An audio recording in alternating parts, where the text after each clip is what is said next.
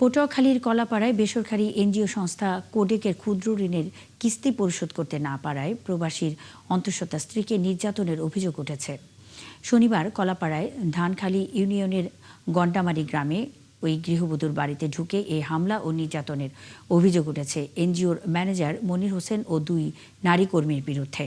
খায়রুন বেগম জানান, স্বামী নজির মোল্লা গত ডিসেম্বরে কোডেক থেকে 40,000 টাকা ঋণ নিয়ে কুয়েত যান, কিন্তু ফেব্রুয়ারিতে যুদ্ধ শুরু হওয়ায় তিনি পরিবারে খরচের টাকাও পাঠাতে পারেনি।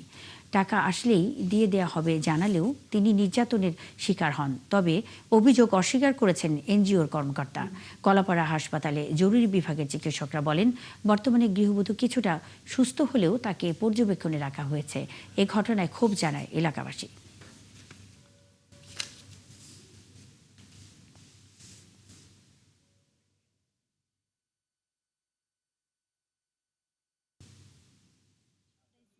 তখন তারা বলছে যে আপনার স্বামী বিদেশ গেছেন, আমি টাকা দিতে হবে। আমি বলছি যে গেছে 1 মাস যুদ্ধ গেছে, টাকা পয়সা সমস্যার কারণে টাকা দিতে পারিনি, আপনারা সামনের মাসে আসেন। আমার স্বামী বলছে সামনের মাসে টাকা পাঠান, আমি আপনাকে কিছু টাকা যদি যা পারি ওইটাই আপনাকে আমি দিব। এরা না মানে নেই, না মানার পর আমার গায়ে হাত তুলছে মহিলা 2 জন মাঠ কর্মিক আর ম্যানেজার। আমি তো জানি না, জামাই বাড়িতে যাওয়ার পরে এই কিস্তি লইয়া ওরা ঝামেলা করে আমার কোনো খবর পত্র কিছুই ছিল না।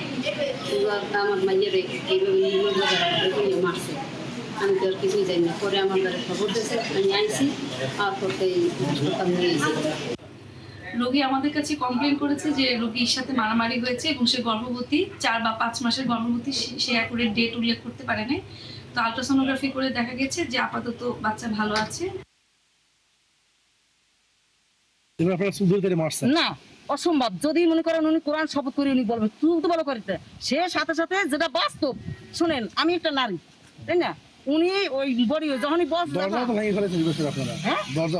দরজা ভাঙছি, যদি ওই এলাকার লোকজনে বলতে পারে বা যদি কেউ বলতে পারে উনি কোরআন শপথ করে উনি বলবে, আমরা মানিয়ে নেব।